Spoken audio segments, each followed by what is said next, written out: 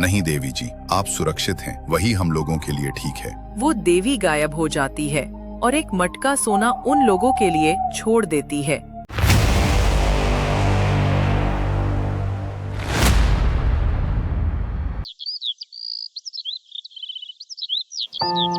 एक छोटा सा गांव था। उस गांव का नाम रतनपुर था। उस गांव में दो दोस्त रहा करते थे। एक का नाम रामपाल था और एक का नाम राजू था। वो दोनों काफी ईमानदार थे। वो दोनों मजदूरी करके अपने परिवार का पेट चलाते थे। एक दिन दोनों दोस्त एक पेड़ के नीचे बैठकर आपस में बात कर रहे थे। क्या बताऊं राजू, कल दिवाली है और मेरे पास एक भी पैसे नहीं है। मेरा परिवार कैसे दिवाली मनाएगा? यही तो मेरा भी हाल है रामपाल। क्या बताऊं, मेरा बेटा कहाँ है पटाखे लाने के लिए। अब मैं पटाखे कहाँ से लाऊं? ना तो मेरे पास पैसे हैं, ना तो मेरे पास अनाज है कि मैं उसे बेच सकूं। हाँ यार राजू, हम दोनों काफी गरीब हैं। पता नहीं हम दोनों का भाग्य कब चमकेगा। हाँ यार, तू सच कह रहा है। पता नहीं भगवान हम लोगों को कब धन देंगे। क्यों ना हम दोनों चले शहर, वहां पर कुछ काम करके 2 पैसे कमा लेंगे और हम लोग भी धूमधाम से दिवाली मनाएंगे। हाँ राजू, तब चला जाए शहर। वो दोनों लोग अपना अपना झोला लेकर वहां से शहर की तरफ चले जाते हैं।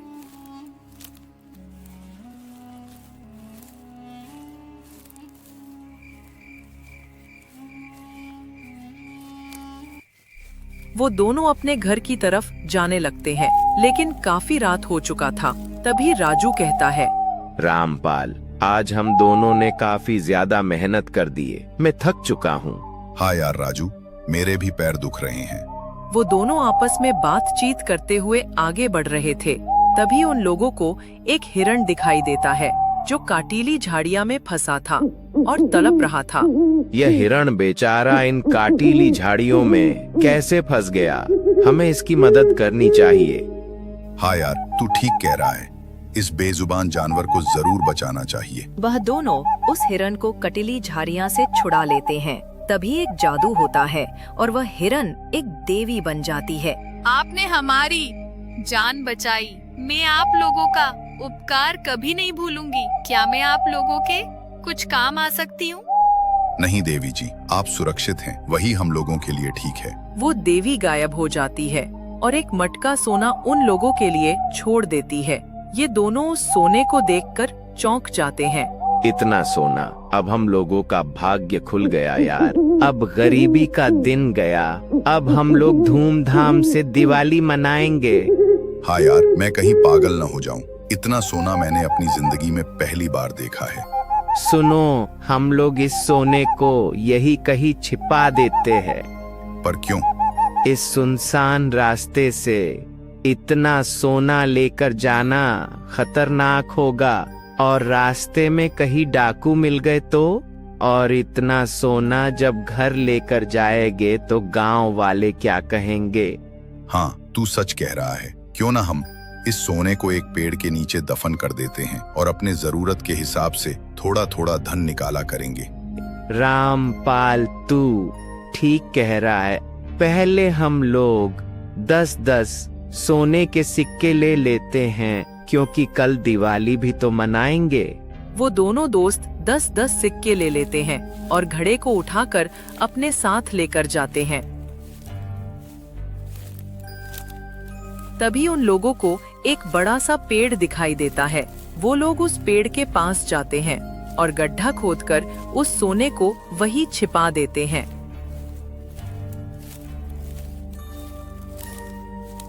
इतनी रात है, कहीं हम लोग इस पेड़ को भूल न जाएं। क्यों ना हम इस पेड़ पर एक निशानी लगा दें।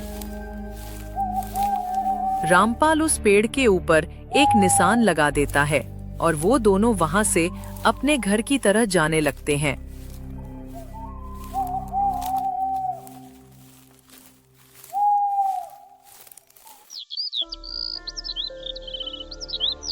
अगली सुबह गांव में चारों तरफ साफ सफाई करने लगते हैं। तभी राजू रामपाल के घर जाता है।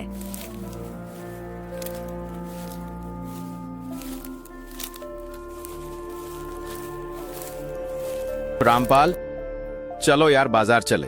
वे ही तो मैं भी कहने वाला था। राजू, वह दोनों झोला लेकर बाजार की तरफ चले जाते हैं।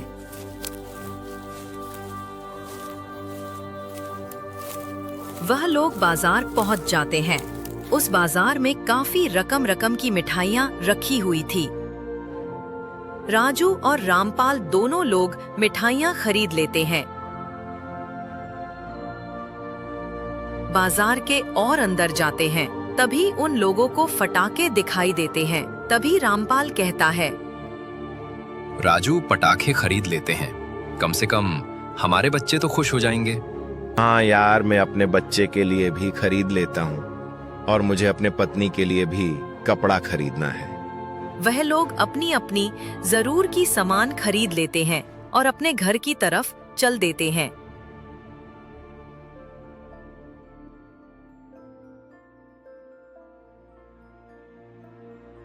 ये लो भाग्यवान, मैं तुम्हारे लिए साड़ियाँ लेकर आया हूँ। तभी उसका बेटा गोलू आ जाता है और कहता है, पिताजी, क्या आपने मेरे लिए पटाखे लाए हैं? हाँ गोलू बेटे, मैं तुम्हारे लिए बहुत सारा पटाखे लाया हूँ। लेकिन आप इतना पैसे कहाँ से पाए? कहीं आपने चोरी तो नहीं किए? अरे भाग्यवान, मैंने कोई चोरी नहीं की। मैं तुमको पूरी बात बताता हूँ।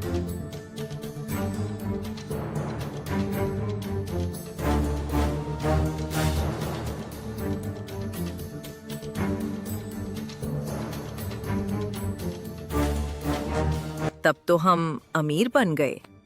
हाँ भाग्यवान, हाँ, हम अमीर बन गए, लेकिन ये बात किसी को मत बताना।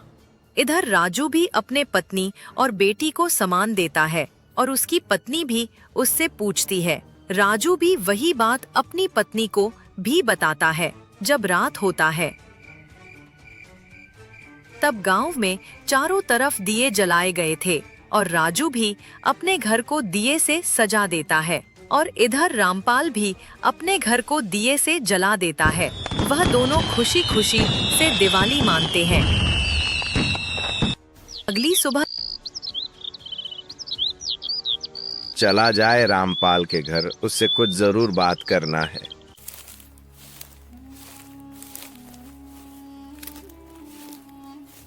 राजू उसके घर जा ही रहा था, तभी रामपाल उसको मिल जाता है। मैं तुम्हारे घर ही जा रहा था, तभी तुम मिल गए। चलो, तुमसे कुछ बातें करनी है। वह दोनों लोग उस जंगल में जाते हैं।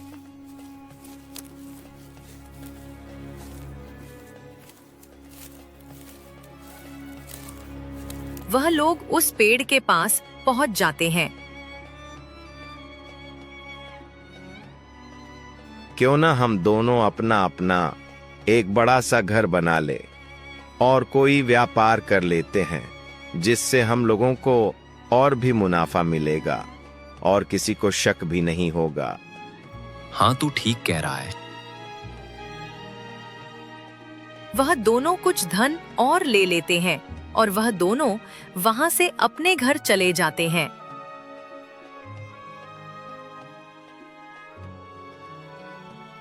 कुछ समय के बाद राजू अपना एक बड़ा सा घर बनवा लेता है और रामपाल भी बड़ा सा घर बनवा लेता है और अपना अपना व्यवसाय करने लगते हैं और खुशी से रहने लगे। इसी प्रकार समय बीतता गया।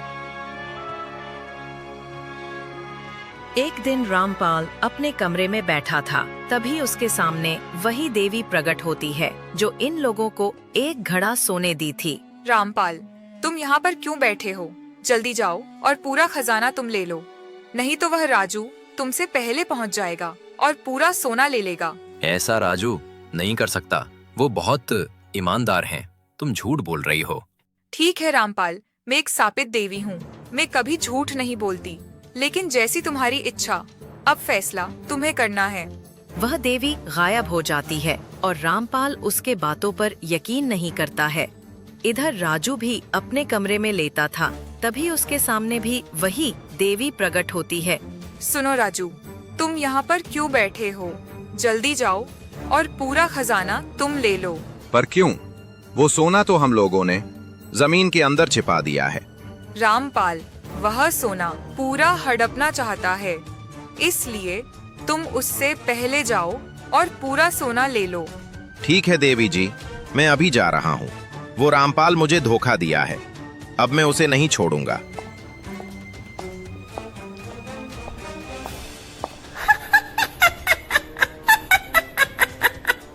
अब मैं उन दोनों को बर्बाद कर दूंगी। वह राजू जल्दी से उस पेड़ के पास जाता है। वह देवी उस सोने के सिक्के को गायब कर देती है। इधर राजू वहाँ पर खोद कर देखता है, वह घड़ा खाली था। राजू उस घड़े को लेता है और रामपाल के घर जाता है।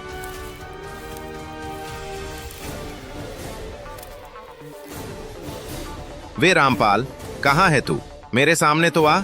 रामपाल घर से बाहर आता है और कहता है, क्या हुआ यार, तुम इतना गुस्से में क्यों हो? पहले तुमने इस घड़े में से धन क्यों चुराया? तुम्हारी कसम राजू, मैंने इस धन को नहीं चुराया, मुझ पर यकीन करो। तुम धोखेबाज हो, तुमने ही धन चुराया है। धन वही होगा यार, पहले चलो वहाँ पर अच्छे से देखते हैं। मैंने पूरा देखा, लेकिन वहाँ पर मुझे सिर्फ ये खाली घड़ा मिला। वह दोनों उसी जगह जाते हैं।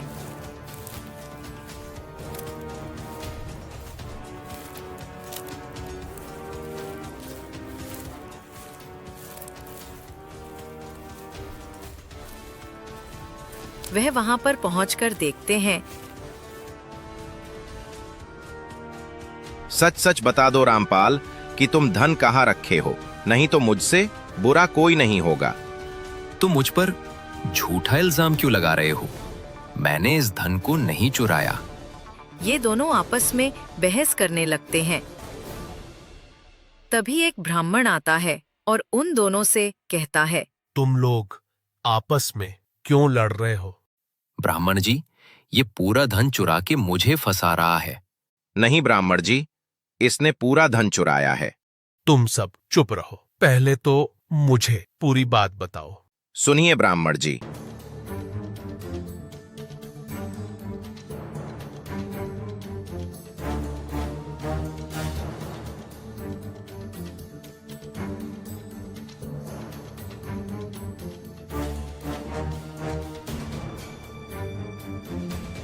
अच्छा, यह बात है। तुम लोग भी लालच में फंस गए हो। इसी प्रकार मेरे दोनों बेटे भी इस लालच की देवी के छलावे में फंस गए थे।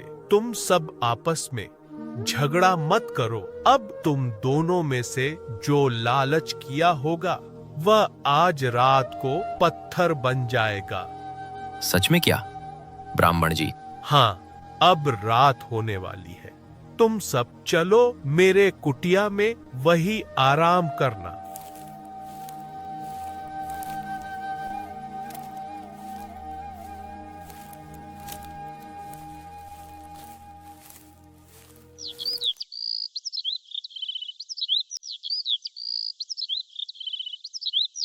एक समय की बात है।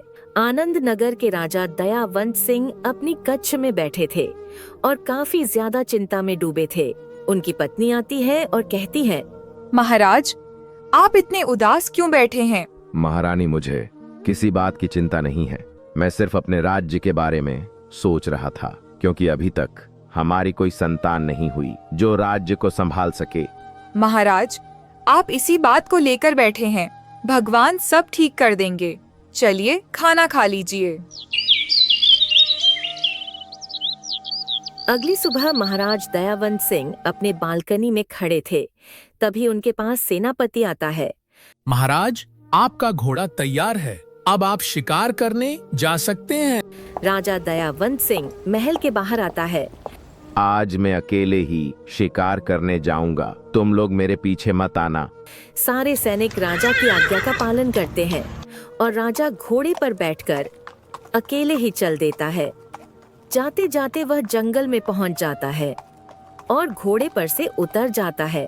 आज एक भी जानवर नजर नहीं आ रहा है, थोड़ा आराम कर लेता हूँ, तब शिकार करूंगा।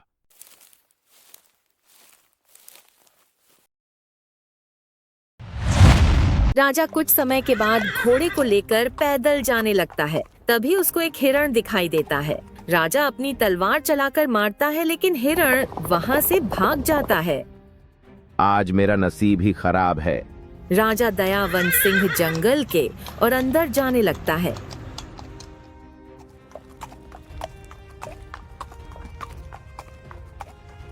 लगता है आज कोई जानवर नहीं मिलेगा। अब चलता हूँ घर, क्योंकि शाम भी होने वाली है।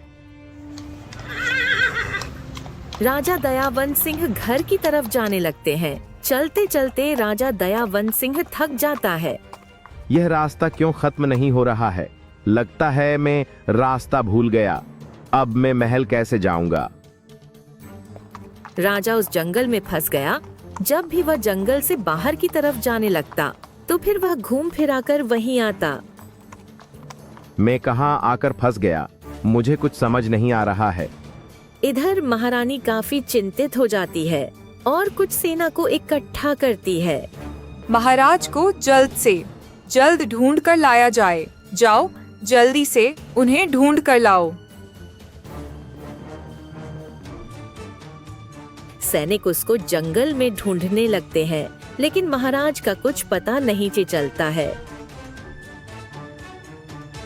सैनिक महल आकर महारानी को बताते हैं, हम लोगों ने पूरे जंगल में ढूंढा और आसपास के लोगों से भी पूछा, लेकिन महाराज का कुछ पता नहीं चला।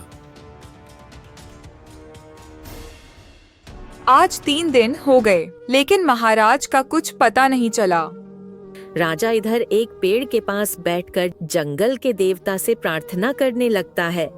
ए जंगल के देवता, अगर आप मुझे इस जंगल से बाहर निकल दे, तो मैं अपनी होने वाली बेटी से आपकी शादी करवा दूंगा।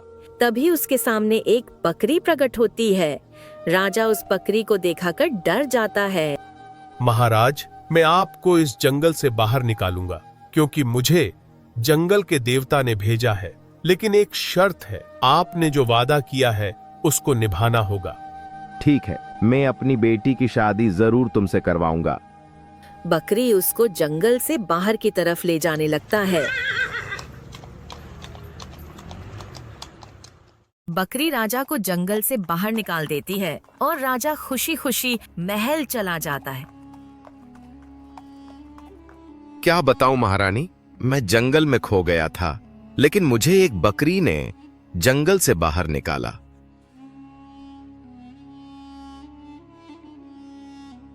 कुछ दिन बाद महारानी को 2 बेटियां होती हैं। राजा अपनी बेटियों को देखकर काफी चिंतित हो जाता है और बकरी की बात सोचने लगता है। एक दिन उसी जंगल में एक गरीब लकड़हारा लकड़ियां काटने जाता है।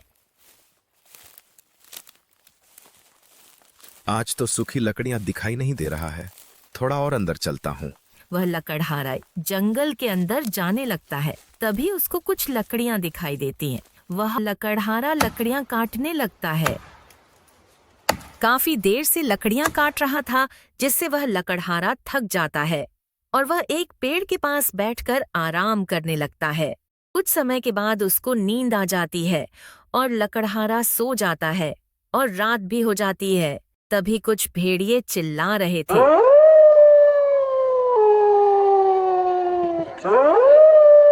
जिससे उस लकड़हारे की नींद खुल जाती है।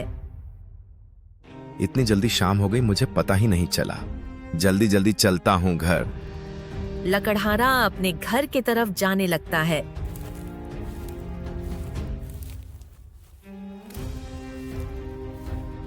यह रास्ता क्यों खत्म नहीं हो रहा है? अब मैं कैसे घर जाऊंगा? वह गरीब लकड़हारा रोने लगता है। जंगल के देवता से प्रार्थना करने लगता है। जंगल के देवता, मुझे इतनी बड़ी सज मत दो। अगर आप मुझे इस जंगल से बाहर निकाल देंगे, तो मैं आपको अपने बेटे की तरह रखूंगा और मैं आपको 2 किलो सोना भी दूंगा। लकड़हारा जैसे यह बात कहता है, तभी उसके सामने वही बकरी प्रकट होती है। महाराज, मैं आपको इस जंगल से बाहर निकालूंगा, क्योंकि मुझे जंगल के देवता ने भेजा है। लेकिन एक शर्त है, आपने जो वादा किया है उसको निभाना होगा। ठीक है, मैं जरूर अपना वादा निभाऊंगा।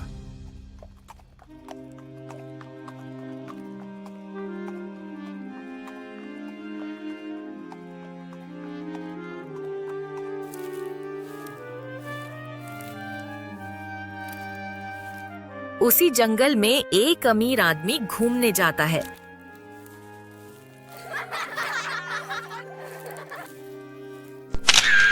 घूमने में इतना व्यस्त हो जाता है कि उसे समय का पता ही नहीं चलता है। इतनी जल्दी शाम हो गई, मुझे पता ही नहीं चला। और वह अमीर आदमी जंगल से बाहर जाने लगता है, लेकिन वह भी रास्ता भूल गया। रात भर इधर उधर भटकता है, लेकिन उसको रास्ता नहीं मिलता है।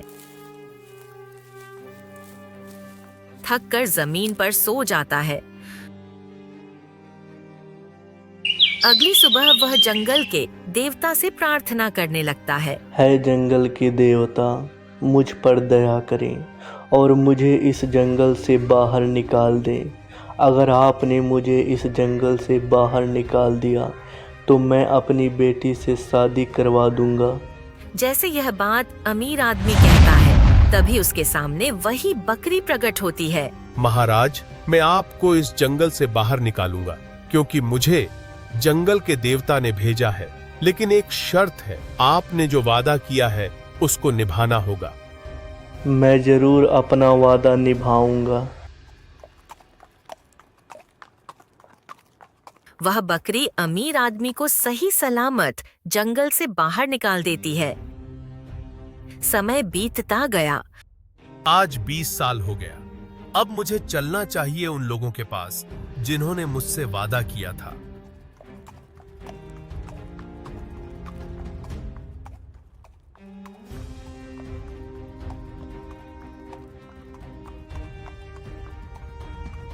कोई है घर पर? गरीब लकड़हारा बाहर निकलता है। मैं वही बकरी हूँ जिससे तुमने वादा किया था। हाँ, मुझे याद है, चलो अंदर। वह लकड़हारा उस बकरी की सेवा टहल करने लगता है। उस बकरी को रोज हरी हरी घास खिलाता है और रात को उसको अपने बिस्तर पर सुलाता। लकड़हारा बकरी की सेवा करने में 4 दिन लगा दिया। एक दिन बकरी लकड़हारे से कहती है, 2 किलो सोना लाकर दे दो, अब मैं जा रहा हूँ घर। रुकिए बकरी महाराज, मैं अभी ला कर देता हूँ। गरीब लकड़हारा अपने गांव के जमींदार के पास जाता है और अपने खेतों को बेचकर 2 किलो सोना लेकर आता है।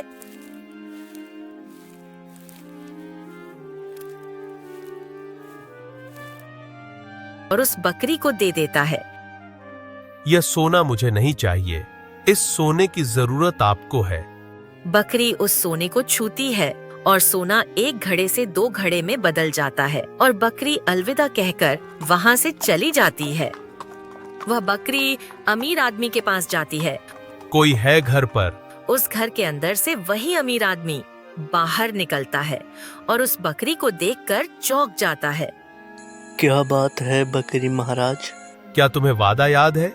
हाँ, मुझे वह वादा याद है। चलिए अंदर। वह अमीर आदमी अपनी बेटी को बुलाता है। क्या हुआ पिताजी, आपने बुलाया?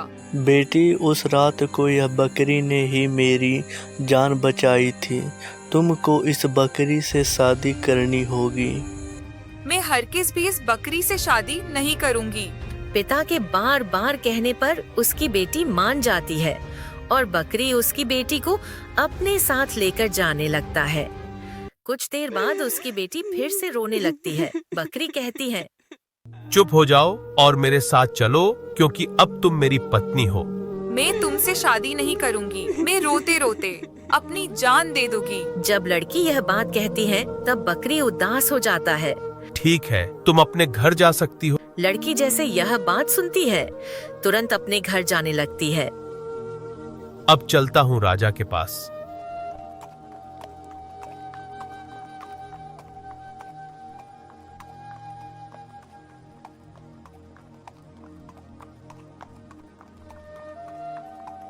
मुझे राजा से मिलना है। आओ चलो। महाराज, आपसे यह बकरी मिलना चाहती है। आइए बकरी महाराज। महाराज, क्या आपको वादा याद है? हाँ, मुझे वादा याद है। राजा अपनी दोनों बेटियों को बुलाता है।